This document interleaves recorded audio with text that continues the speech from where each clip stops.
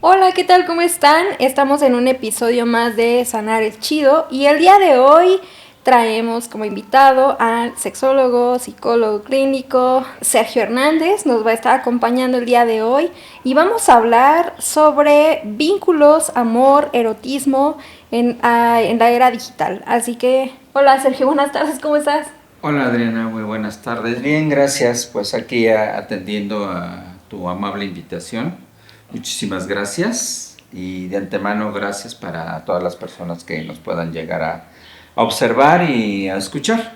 ¿Qué podrías decirnos de inicio o contarnos para quienes nos están escuchando o viendo acerca de los vínculos en esta era donde tenemos un montón de, podrían verse como oportunidades o no, no sé cómo lo mires tú desde este lado profesional? Me gustaría sentar primero como un preámbulo, Vale. que nosotros como especie Uh-huh.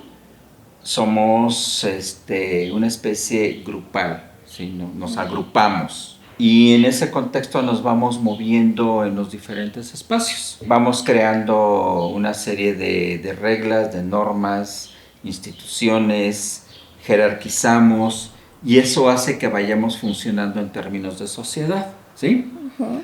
Sin embargo, pues no nomás es el juntarnos por juntarnos o el estar unos con otros acomodados ahí porque nos tocó el mismo espacio geográfico o la Y misma pues ya. zona y pues ni modo, ¿no?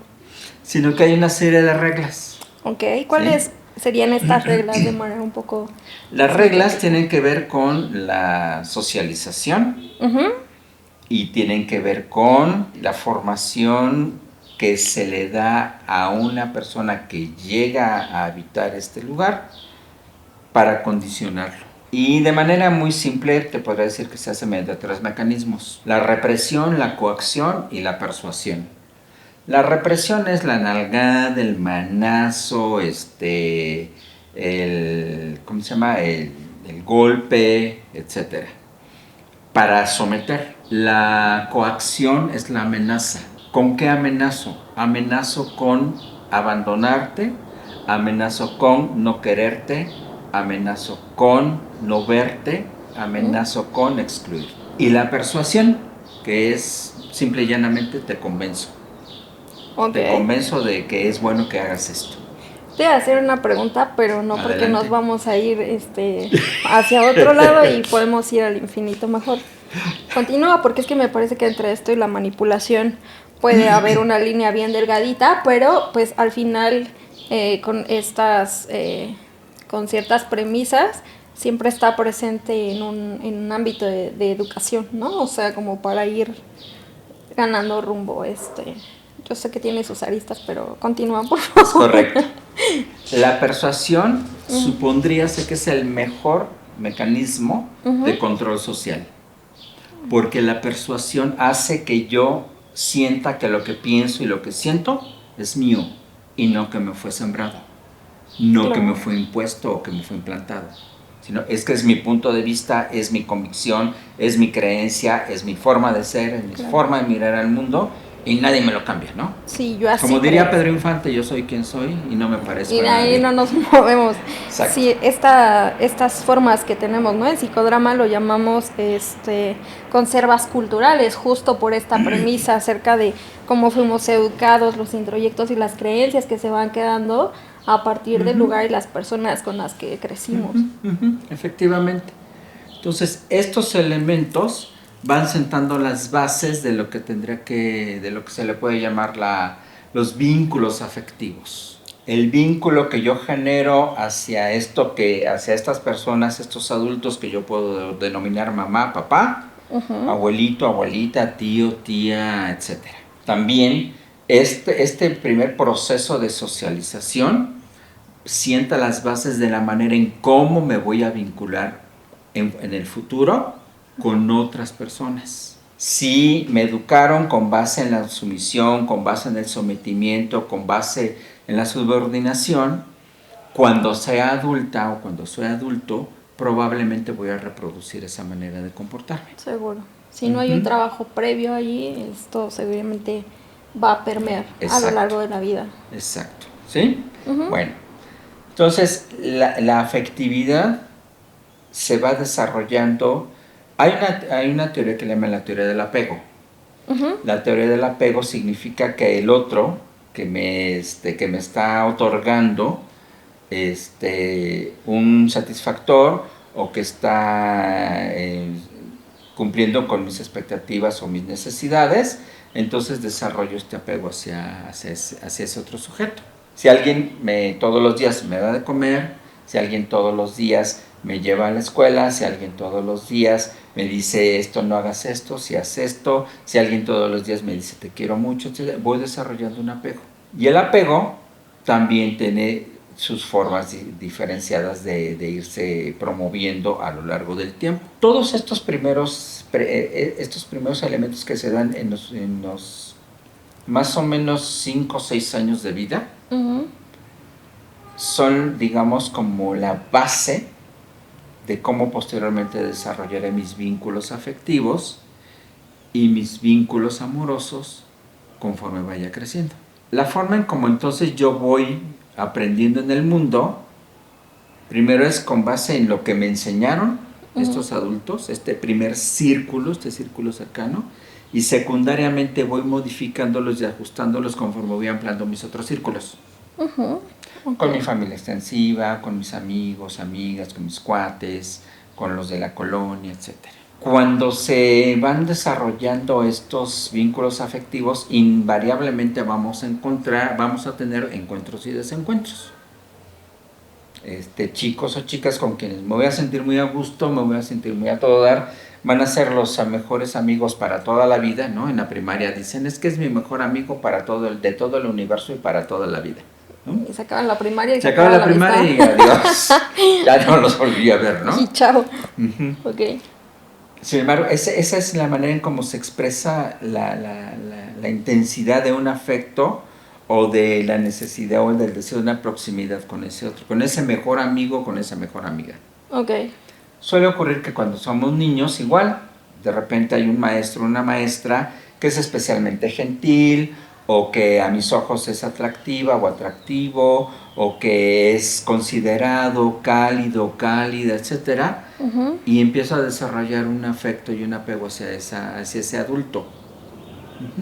Y entonces es donde aparecen las historias de los enamoramientos infantiles. De los profes y como yo me acuerdo que cuando iba en la primaria. Exacto. Todas estas son experiencias de aprendizaje que van apuntalando lo que recibí en los primeros años de vida. Hasta este momento no estamos hablando propiamente de un impulso sexual, como lo entendemos los adultos. Claro está. Sí estamos hablando del ejercicio de mi sexualidad en un sentido amplio. Vinculativo. Esto que acabas de decir me encanta porque siempre tendemos a imaginar o creer que esto de hablar de sexualidad tiene meramente que ver con lo coital o una relación de pareja. Con la genitalidad, exacto. Hablar de sexualidad es hablar de toda mi historia de vida, ¿no? Desde cómo genero los vínculos, desde cómo me estoy tratando a mí misma, a mí mismo, cómo me significo. Y todo eso es hablar de sexualidad y es importante acá lo que tú dices. Sí, de hecho, bueno, traigo mi acordeón porque luego se me pueden olvidar cosas o como tú me decías al principio, ¿no? De repente irme por otro lado. Que casi no nos pasa, ¿no? Estar hablando de algo y llegar a donde no queremos. Pero, okay. Fíjate que a finales del siglo pasado, qué fuerte se oye eso, en 1997 Octavio Paz publicó un ensayo que, según palabras de él, se tardó 25 años en escribir, y que se llama La llama doble. Él dice dos cosas muy, muy interesantes y que me encantan. Dice, sexo, erotismo y amor son aspectos del mismo fenómeno, manifestaciones de lo que llamamos vida. Claro, y podría estar, justo lo pensaba estos días, y hablar sobre sexualidad, y no habíamos hablado, o sea, como sobre esto no, pero yo lo pensaba como justo en términos de hablar de sexualidad, también sería poder hablar en términos de esencia de vida, aquello primigenio que nos transita y nos sucede. Porque continuamente voy yo construyendo, deconstruyendo Claro. y reconstruyendo lo que entiendo por el amor, el erotismo, la sexualidad. O sea, no es lo mismo lo que yo pensaba acerca de la sexualidad o del sexo cuando tenía 20 años. Entonces, en ese sentido y esa es una. Y la otra, que me gusta mucho también, dice, el sexo es la fuente primordial, la materia prima sobre la que se moldea la construcción del erotismo exclusivamente humano, socializado, inventado, imaginado y deseado. Qué bonito, bueno, yo no sé, pero a mí sí me parece como muy lindo esto que acabas de leer, porque además, si habla, o sea, si ponemos sobre la mesa en un término como muy claro este tema del erotismo como algo exclusivamente humano, tendríamos que pensar y repensar en el erotismo como algo que sucede al vincularme justo con otro, desde cómo me acerco a otras personas, iré ya al tema de pareja, pero desde cómo es que voy entendiendo este lenguaje para acercarnos y saber qué quieres y qué necesitas y poderte comunicar qué estoy necesitando y queriendo yo, ¿no? Y entonces en esto hay, este término está ahora como muy sonado, pero yo diría que también como que lo han trivializado, y es ir construyendo el lenguaje del amor de la pareja, ¿no? O sea, es que no es tu lenguaje, mi lenguaje, sino es cómo vamos construyendo el propio lenguaje de la pareja para poder caminar en un rumbo de nuestro propio erotismo construido de ambas partes. Y es justamente por esta razón por la cual estos primeros años son muy importantes en la forma en cómo vamos siendo educados. Claro. Y en cómo nos van colocando, digamos, una imagen acerca de lo que yo voy a entender por lo que es el amor, por lo que es el erotismo, por lo que es el sexo, por lo que es la sexualidad en su sentido amplio que habíamos planteado anteriormente, ¿no? Una vez que estos niños, estas niñas o estos niñes entran, abandonan la infancia y entran en esto que biológicamente se llama pubertad. Ajá. Y empiezan sus cambios físicos, biológicos, hormonales, y ya empiezan a aparecer estos otros elementos que tienen que ver, que se les llaman los caracteres sexuales secundarios, ensanchamiento de las caderas, aparición de vello púbico, vello facial, etcétera, etcétera. ¿Sí? Todo esto que caracteriza y que es que ya no es mi niño, ya se está haciendo un hombre, ¿no? O, ay, mi princesita y mi niña ya dejó de ser, ya se está haciendo toda una mujercita. En estas niñas, niños, niñes, surge un cambio en su estructura psicológica, neurológica y biológica, por supuesto, ¿no?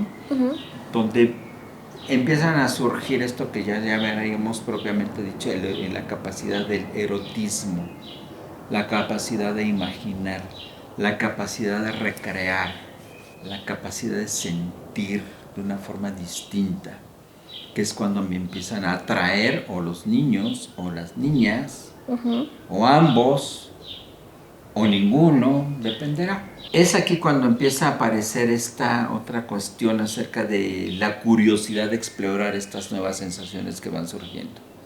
Sensaciones corporales, sensaciones que imagino, estos cosquilleos, estas ideas de me gusta, de quiero, cerca. De ajá. En este nerviosismo, tartamudeo, o sea, surgen un mil y un elementos, tanto en lo psicológico como en lo físico, que generan, pues, regularmente descuadran y ponen en muchos dilemas a todos estos chicos, chicas o chicas, ¿sí? Dependerá. Entonces, cuando aparecen estos elementos ya propiamente denominados eróticos, erotismo, que no aparecían antes, por esa razón es que se plantea que en la niñez no es posible que cognitivamente un niño pueda recrear una escena erótica porque no está ni en su madurez, ni en su capacidad ni pensarlo ni imaginarlo. Ni en su sistema simbólico de imaginación, No. porque en ese momento su imaginación y sus recreaciones están en el juego, están en otras sensaciones corporales. Y justo acá, a lo mejor me voy a desviar un poquito, pero me encantaría retomar esto acá, cómo es en estos lapsos de la vida donde se empiezan a guardar en el cuerpo otras memorias corporales que tienen que ver con lo erótico y que justo estas primeras experiencias me irán dictando también a nivel corporal qué es aquello que me causa agrado, que es erótico para mí, que me significa, que es un estímulo efectivo para mí. Y justo hablando de memorias corporales, o sea, efectivamente, los adultos generalmente les cuesta mucho trabajo el hablar acerca de lo que tendría que ver con sexualidad, con erotismo, con afectividad amorosa, etcétera, ¿sí? Claro. Si ven a una niña o un niño que tiene conductas sospechosas, entre comillas, lo que procede primero es el desconcierto y después viene la represión. Sí, claro. Déjate ahí, no te agarres, ¿qué estás haciendo? Ven para acá. Deja de estar pensando porquería. O sea, hay un sinfín de respuestas, sí, claro, que están, digamos, muy desproporcionadas con respecto a lo que el niño o la niña están en ese momento realizando. Sí, y claro, todo esto genera memorias corporales. Claro. Y entonces estas conductas y estas sensaciones que me produce lo que estoy haciendo, que pueden ser muy agradables, entran en contradicción con lo que un adulto me dice. Estás haciendo mal, eso no se hace. Y luego creces y te dicen, ven, disfruta. Me imagino, o sea, tú sí. Entre el mensaje recibido, la memoria corporal que puede ser súper placentera, claro, es como... Claro. Y a eso le tendríamos que aumentar la persona con la que te encuentres y sus propias creencias y sus propias memorias corporales, y entonces acá se pone interesante, ¿no? Efectivamente. Entonces, justo por la manera en cómo está configurada nuestra sociedad, es que vamos creciendo en un entorno que nos manda mensajes muy contradictorios. Por un lado, esto no se hace, esto está mal hecho, esto no debe de ser, te estás portando mal. Y por el otro lado, ya que crecemos, ya que somos más grandes, ya que tenemos, digamos, como ciertas experiencias que en un principio fueron agradables, pero que entran en contradicción con el hecho de que, pues, no está bien, pues entonces esta discrepancia entre mis sensaciones y mis experiencias y lo que yo creo que está ocurriendo, me produce ansiedad. Y efectivamente, primero te dicen, oye, eso está mal, y ya cuando eres grande, pues ahora sí, disfrútale, pues, o sea, justo ahí es donde la experiencia sexual, la experiencia de mi sexualidad, se convierte en una experiencia muy borrosa, muy de pronto sin encontrar explicación. Y por supuesto que voy a buscar respuestas. Por supuesto que voy a ver de qué se trata el asunto, ¿no? Claro.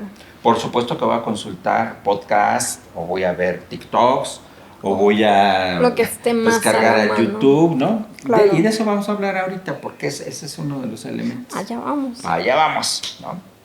Ya una vez que vamos hacia allá, cuando ya puedo un poco como tratar de comprender y de reconocer cómo es mi experiencia, en términos de mis ideas, de mis fantasías, de mis historias, etcétera.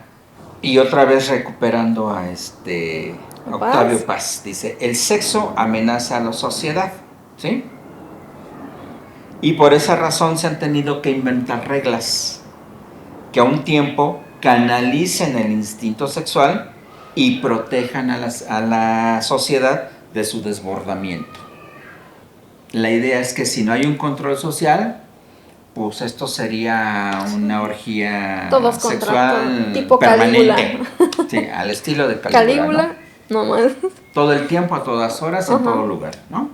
Es que es bien interesante como justo esta primera idea de la sexualidad vivida en términos de amenaza, ¿no? Y desde todos ámbitos, desde la parte educativa, cuando un niño va creciendo, para reprimir, etcétera, pero también en términos de pareja, ¿no? Es decir, por eso existe como tanto prejuicio, tanta limitación acerca de tú no puedes, o sea, ya estando en pareja, y más en esta sociedad latina, como tú no puedes convivir con otro hombre, con otra mujer si ya estás en pareja, porque suele verse como algo muy amenazante, aunque no sea plenamente consciente, pero se vibra y se siente así, ¿no? Como por estas primeras ideas de represión, digamos.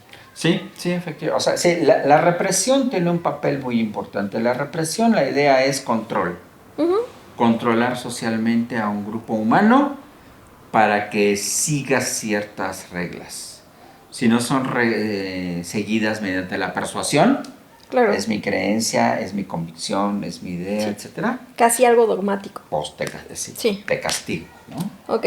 Digamos, algo que sí ocurre es que en el ámbito sexual puedes castigar a la gente, puedes privarla de cualquier contacto de tipo sexual y no se va a morir. Que si le quitas el agua, le quitas la comida, le quitas el sueño, le quitas algunos otros elementos que son básicos. Sí, claro, no hay una muerte. No hay una muerte biológica, claro. Pero sí, sabemos que esta represión sexual desde el micro hasta el macrocosmos puede tener una serie de significantes en el ámbito emocional y psíquico bien importante, que suele vivirse con mucha frustración, con mucha culpa y mucho enojo incluso, ¿no? Sí, por supuesto, o sea, el hecho de que no se muera no significa que no le pasen cosas al individuo, entonces sí le pasan cosas, ¿no? Pero bueno, para no desviarnos. Ok. Entonces, en ese contexto, una de las preguntas que me gustaría que las personas que tengan la gentileza de escucharnos o de vernos es, ¿esto significa una evolución cultural? ¿Significa la posibilidad de tener libertad y autodeterminación? A este señor le gusta ver el mundo arder. Porque efectivamente, o sea, hemos evolucionado culturalmente con estos nuevos códigos, con estas nuevas ideas, con estos nuevos elementos que se plantean acerca de la sexualidad, de la actividad sexual, del vínculo amoroso, erótico. Híjole. O estamos en una época en la cual, argumentando que hay mayor libertad sexual, en realidad hay mayor control y sometimiento. ¿Yo puedo contestar? Adelante. Sé portavoz de tus suscriptores. De Sanar es Chido, pero no me atrevería a hablar por otros, porque hablando en términos de sexualidad, pues cada quien tiene su propia construcción y su propia vivencia, ¿no? Pero si tuviera que hablar a nombre propio, a título propio, yo diría que no me atrevo a hablar de evolución, me atrevería a hablar de transformación, porque evidentemente hay muchos aristas, muchos puntos donde sí hemos avanzado, donde sí, pero hay otros donde justo, si tuviera que hablar, por ejemplo, de erotismo, yo diría, o sea, yo no sé qué tanto dimos un paso atrás en este punto de podernos vincular en lo presencial, de poder intercambiar puntos de vista acerca de cómo nos estamos imaginando y tener chance de comprobar cómo es que nos vivimos. Y soltarlo inmediato para dejar que el proceso de vinculación y de erotismo y demás haga su propio trabajo en términos de pareja, de amistad, en un término fraterno. Y yo diría que ahí sí no podría hablar de evolución. O sea, nos haría falta retomar lo presencial. Yo creo. Siguiendo esta lógica, entonces, Ujú. por eso planteo el segundo cuestionamiento. Entonces, en realidad, tengo libertad para decidir, tengo libertad para elegir lo que quiero o no quiero en mi vida amorosa, en mi vida erótica, en mi vida sexual. Soy capaz de autodeterminarme para justamente poder interactuar desde lo que yo genero como experiencia hacia otros y con otros, o aún conmigo mismo o conmigo misma. Por supuesto. Por supuesto, porque está este proceso de mi construcción sobre lo que significa el erotismo y demás, ¿no? Pero yo creo, se me hace bien, y otra vez a título personal, acá no está la psicóloga, acá está Adriana.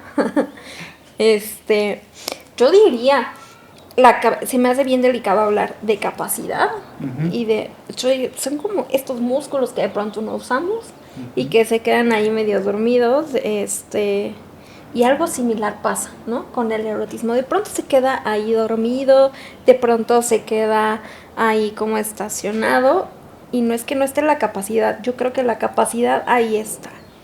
Lo que pasa es que igual que la libertad, el músculo de la libertad está ahí.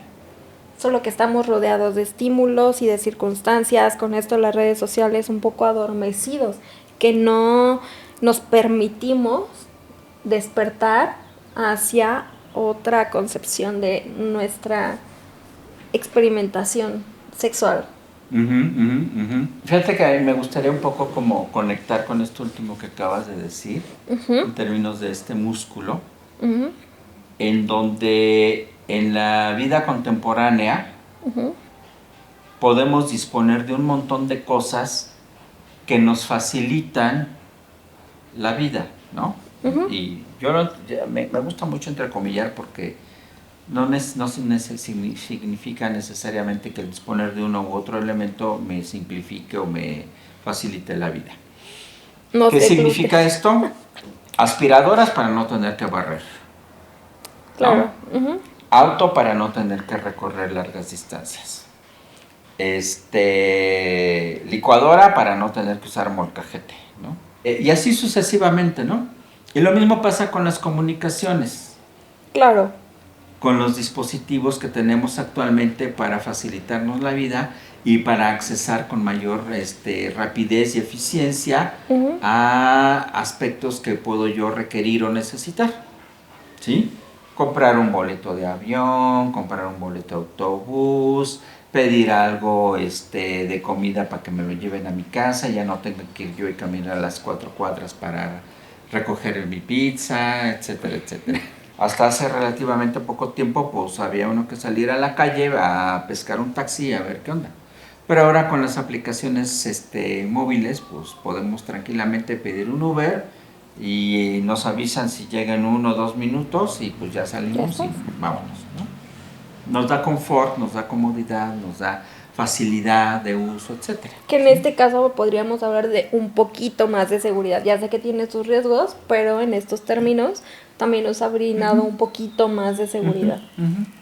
Para la parte de vivir la experiencia erótico-amorosa ocurre también lo mismo. Tenemos una serie de dispositivos que nos permiten aparentemente tener un mayor abanico, un menú más amplio de posibilidades de vivir las experiencias erótico-amorosas. Y en ese sentido, te voy a dar unos datos. Dice, hasta 2023 en México hay una penetración de Internet en números cerrados de 97 millones de personas. 97 millones de los 131 millones que somos actualmente, tenemos la posibilidad de accesar a Internet. Okay. El principal dispositivo para acceder a Internet, adivina qué es. El celular. Entonces, eso significaría que más o menos por ahí de 82 millones de personas tienen un celular y pueden acceder a Internet. En segundo lugar está la computadora y en tercer lugar está la televisión, la Smart TV. En números redondos, el 38% de las personas le dedica de 5 a 9 horas diarias a navegar en Internet. Ya vamos a empezar con números incómodos. De estos 97 o 98 millones de usuarios de Internet, Ujú. en promedio están el 30% de su tiempo de vida conectados en Internet en alguna red social. De ahí, fíjate, el 74% de los usuarios tienen entre 11 y 58 años de edad. Dios mío, eso es terrible. O sea, cuando estás en redes sociales, o sea, porque a mí me ha tocado estar en un en vivo, estás hablando con adultos de temas de sexualidad, de psicología, pero que pues no propiamente son para niños y demás. En serio me ha tocado que suben niños y a decirme, o sea, una vez recuerdo un niño, oiga, ¿y yo puedo hablar con usted? Y yo, "Pues sí". Y abrieron un niño llorando que porque su mamá no le hacía caso. Evidentemente traté como de bajarlo lo más rápido posible. Lo escuché 3 segundos, así como de, oye, está tu mamá por ahí, y como procurando que quedara grabado que yo estaba buscando un adulto, ¿no? Que se hiciera responsable. Ajá. Como, lamento mucho lo que estás viviendo, pero por favor, necesito bajarte. Si está tu mamá por ahí, con ella puedo hablar, y si estás tú al lado, tal, bueno, ya es diferente, pero era un niño y por la voz te aseguro que no tenía más allá de 6 7 años, o sea, y llorando en un en vivo con puro adulto porque le habían hecho bullying, no sé, otra cosa, que alguien había pateado, literal pateado la lonchera, Ajá. ajá, pero Se intenta mirar como el bosque, como se dice coloquialmente, y no el árbol. ujú, Pues nos podemos dar cuenta de que hay una serie de condiciones y una serie de variables que es importante tener presentes por lo que estos significan y representan. Hace rato conversaba con Eli y le decía, pues me parece que la herramienta no es, decía Eli, la herramienta no es lo que genera las dificultades, sino el uso que se hace de ella. Y decía, sí, efectivamente, o sea, un cuchillo tiene muchísimas utilidades. claro, ¿Sí? Sirve para cortar, sirve para delimitar, sirve para desatornillar inclusive, ¿no? O sea, para partir tu comida favorita. para partir la comida a favor. Sí, efectivamente. Y también sirve para asesinar a alguien, Claro. ¿no? Entonces no es la herramienta, sino es el uso que se hace de la herramienta. Y en ese sentido, justamente, tener esa capacidad, ese poder de procesamiento de información en un cuadrito de 16 centímetros por 9 que me permite accesar a un mundo de posibilidades, como diría el tío Ben. Un gran poder conlleva una gran Exacto. ¿No? Ok. Sí. ¿Sabes qué estoy pensando con esto que conversabas con Eli? En estos términos en los que platicaron, por supuesto que... pero hay conciencia, ¿sabes? O sea, como en esta charla entre él y tú, hay conciencia donde ambas partes saben para qué y cómo utilizar esto. Pero algo que me parece muy peligroso es justo no saber que tienes una herramienta en la mano, algo, y el alcance que esto puede tener. Eso me parece más peligroso que la herramienta por sí misma. Sí, es como, no sé, se me van a ocurrir un montón de ejemplos, ¿no?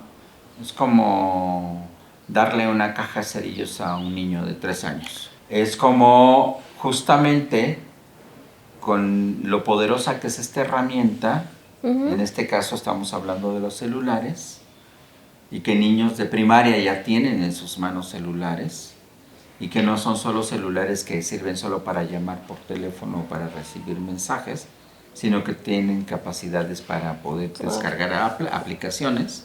Si entonces, y ya vamos como aterrizando, los dispositivos, pues y a través de internet, pues obviamente pues, me va a abrir Puertas. miles de puertas, Sí. miles de ventanas. Okay. Y esto es lo que pasa de manera indiscriminada con estos adolescentes que están experienciando te están dando sus primeros balbuceos, sus primeros pasos, en sus experiencias amorosas y afectivas. Ujú.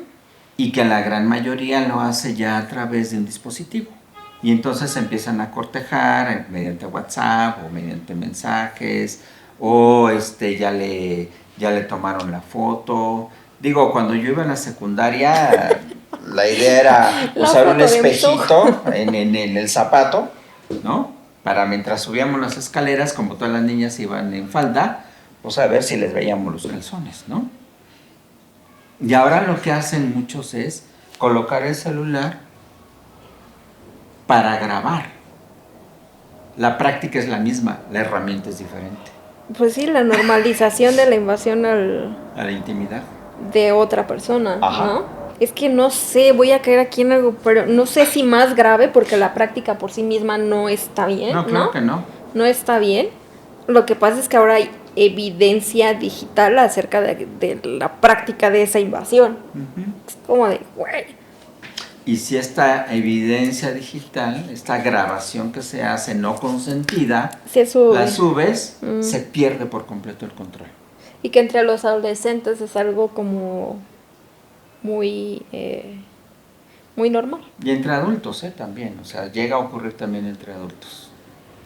Y con mucha mayor intensidad, ¿no? No es solamente esto de este juego adolescente, sino de compartir las imágenes de mis compañeritas que me pareció atractiva, que me gustó, etcétera, sino entre adultos ya se vuelve esto de un tipo de venganza de decir, no quisiste conmigo, o te fuiste con otro, o no, según el pretexto favorito, pues vas a ver en dónde vas a terminar tus fotos, pues vas a ver qué va a pasar. Ahorita vamos a pasar ahí que son, digamos, que ya incurren en delitos, ¿no? Uh-huh. Y en verdaderas transgresiones para lastimar y dañar a otros. Antes de llegar a esa parte me gustaría como plantear este otro punto. Si yo tengo un teléfono celular, o si tengo una laptop, o si tengo una computadora que tiene acceso a internet, entonces eso quiere decir que tenemos un amplio acceso a la información. Información puedo adquirir un montón. Conocimiento, necesito discriminar qué de todo lo que yo acceso me es útil y me es productivo de lo que no lo es. Para poder discriminar, necesito tener experiencias que me ayuden y colaboren a poder tener tomas de decisiones asertivas, conscientes, con un valor cognitivo específico, de utilidad para mi vida cotidiana, de aquello que no lo es.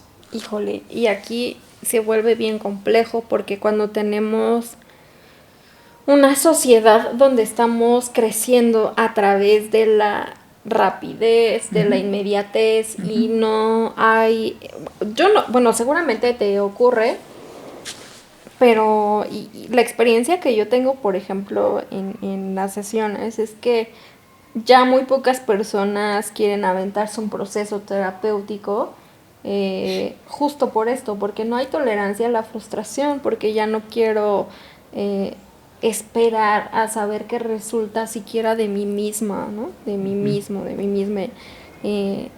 Y eso es a nivel personal.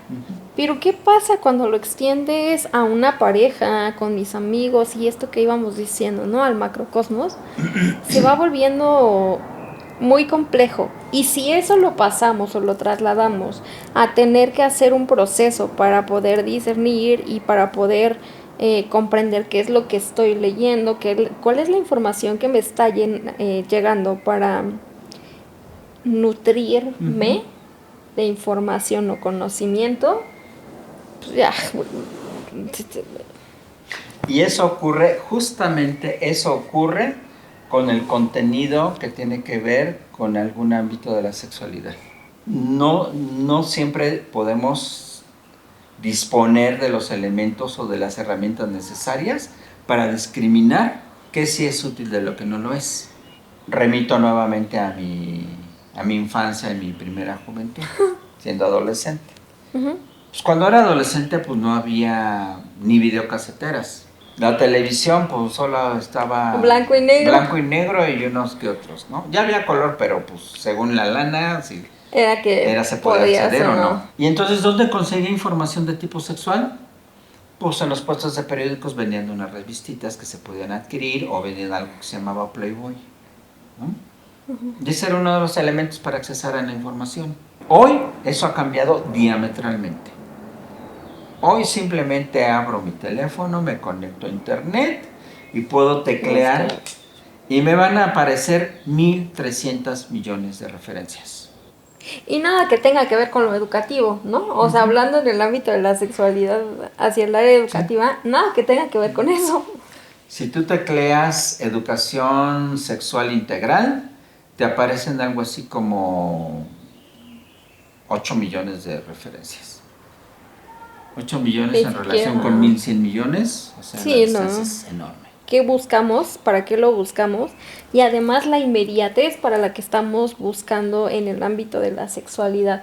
Por eso decía yo hace rato que ni siquiera podríamos, o sea, yo ni siquiera me atrevería a hablar de una cuestión de evolución en el ámbito erótico específicamente, porque este dato que nos acabas de compartir me describe perfectamente eso. Llegas a la inmediatez y dónde queda el punto de desarrollo de la vinculación, del erotismo, de la construcción de lo que eres y de lo que somos, para poder andar y construir un lenguaje de nuestra imaginación, de nuestro cuerpo, del juego. De pronto pareciera ser, y a lo mejor es muy atrevido de mi parte, pero que esto pudiera estarse diluyendo y que solamente quiero la inmediatez, quiero llegar a un momento del encuentro cercano del tercer tipo y listo, ¿no? Ya me levanto y qué genial estuvo. Listo, ¿y dónde está todo lo demás? Pues quién sabe. Y que justamente esto que acabas de decir está vinculado a estas estructuras sociales que promueven la hipergenitalización de la actividad erótico-sexual. Y la hipergenitalización de la actividad erótico-sexual significa, como decía Alex, el de la película Naranja Mecánica, el viejo me te saca. Y ahí se traduce todo. Se olvidan aspectos que tienen que ver con ternura, se olvidan aspectos que tienen que ver con convivencia, se olvidan aspectos que tienen que ver con un encuentro que vaya siendo lento, suave, que en donde haya descubrimiento, autodescubrimiento, exploración, que en donde no se lleve prisa. Claro. Pero esta necesidad de la sociedad occidental contemporánea todo es de facto, ¿no? La satisfacción inmediata de un deseo que surgió en un momento, ¿no? Y ya después vemos qué hacemos. Sí. Por eso hablamos estos términos en inglés, ¿no? Que se usan. Fast food, la comida rápida, ¿no? Fast shopping, las compras en línea, ¿no? El fast travel, o sea, el viaje rápido, todo incluido, ¿no? Y se incluye el fast fuck, ¿no? Sí. Que sería, pues, la actividad sexual rapidita, sin mayor bronca, y para eso existen muchas aplicaciones. Pero además qué triste, porque son cosas súper disfrutables, o sea que en términos de existir, cuando puedes disfrutar enormemente una comida súper rica, por supuesto solo o en compañía, podrías disfrutar de un viaje súper bonito, de aquel lugar que en este momento tienes ganas de visitar y que si incluso vas solo o sola, podrías descubrir cosas increíbles y que justo esta construcción del mi propio lenguaje del erotismo podría ser súper rica, ¿no? Cuando no existe esta prisa y que, por supuesto, la construcción del lenguaje del erotismo con tu pareja o con la persona que decides estar podría ser un proceso súper disfrutable cuando decides dedicarle el tiempo. Y bueno, parte de esto que hemos venido comentando tiene que ver justo cómo lo que es el contenido sexualmente explícito, o que coloquialmente se conoce como pornografía, pues siempre ofrece una experiencia gratificante sexual inmediata, sin consecuencias, sin enfermedades, sin pleitos y además así como con proezas olímpicas, etcétera, y esto pues no dista nada, está totalmente lejano de la realidad. Y que además, creo yo también, podría ir un poquito de ahí con falta de cuidado, ¿no? Hacia sí mismo y hacia la otra persona, porque regularmente es como, pues directo a lo que van y de la manera más, pues no sé si rápida, pero sí un poco... Centrada en la satisfacción masculina. Gracias. Gracias, no encontraba las palabras, pero... Ellas se convierten en simples objetos. Sí, ¿no? De qué tanto puedes hacer, de qué tan flexible te puedes volver, de cómo y cuántas maneras. Y entonces, dependiendo de cuántas veces existe esta idea de cuántas veces cambias de posición, que también me puedo sentir porque pude.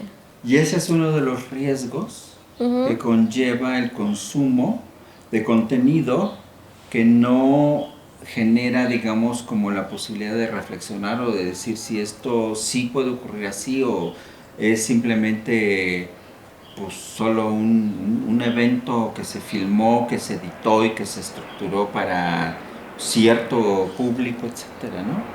Así como muchos otros riesgos, como son el acoso sexual, el bullying, el sexting, la captación de menores con fines sexuales, esto que se llamaba antes pornovenganza y que ahora son violaciones a la intimidad sexual o ciberviolencia, ¿no? Que todos estos van teniendo perfiles de delitos. Claro. Y eso me lleva a pensar en justo esto, ¿no? El uso de Internet y cuáles son los riesgos más latentes, o por lo menos los que más conoces, o que conocemos, que experimentamos, pues. Mira, en términos generales, entre los jóvenes y adolescentes, es el famoso envío de los pack. Que no significa que esté mal o que esté bien el envío de un pack, sino que se utilice de una manera, digamos, protegida en términos de identidad. Cuidada, por supuesto. ¿Sí? O sea, si yo decido enviar o exponer mis órganos sexuales o mis pechos o cualquier otra parte de mi cuerpo, pues necesito asegurarme de que nadie identifique que ese es mi cuerpo. Y eso no ocurre en los adolescentes. No, porque ni siquiera se establecen acuerdos, ¿no? O sea, esto yo creo que antes de que pudiera ocurrir tendríamos que establecer un acuerdo de, oye, pero esto no va a salir de entre nosotros, va a ser algo cuidado.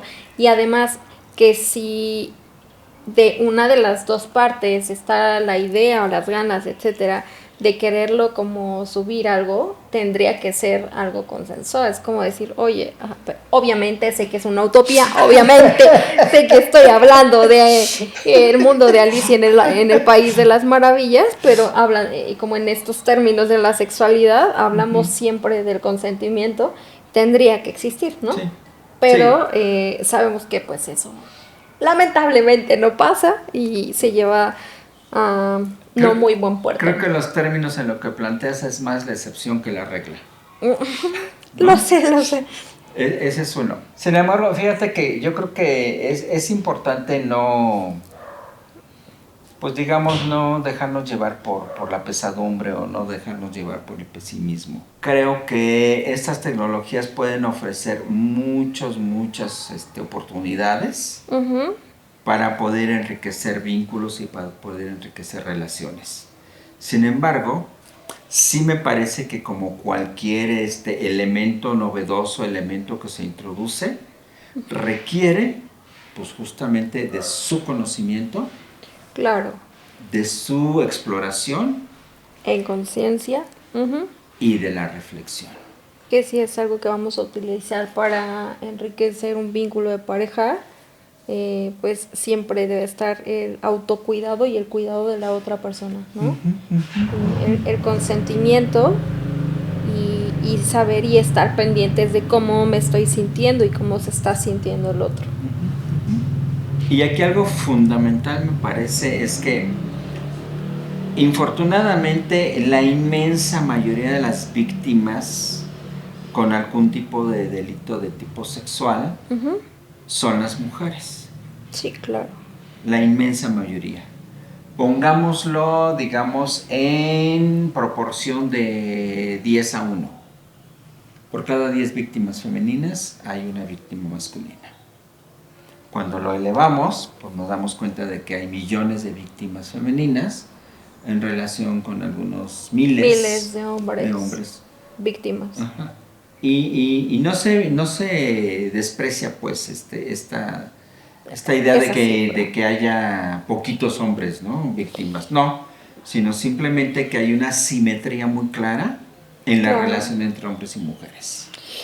Pero y que no se desprecia, y que además sí creo también que tendríamos que visibilizarla, porque a pesar de que existe esta asimetría, también ha habido un aumento. Lo que quiere decir es que no hay una conciencia acerca de cómo me relaciono, me vinculo a través de mi propia concepción de la sexualidad. Y algo que está muy presente en todo esto que hemos estado hablando es el ejercicio del poder para poder abusar de otros, otras y otras. Y eso creo que cuando lo sacamos de foco nos lleva a vivir todo esto que estamos viviendo socialmente. Sí, aquí fundamentalmente vivimos en una sociedad que sigue siendo profundamente patriarcal, profundamente androcéntrica, y cuando hablamos del erotismo, de la sexualidad, de este poder que cada hombre y cada mujer y cada otra edad tiene, se aterriza en la hipergenitalidad, en el coitocentrismo, porque además tiene que ser heteronormativa, o sea, solo la heterosexualidad es la que vale, ¿no? Y es, digamos, falocrática, ¿no? El culto y el servicio al falo masculino. Por supuesto, porque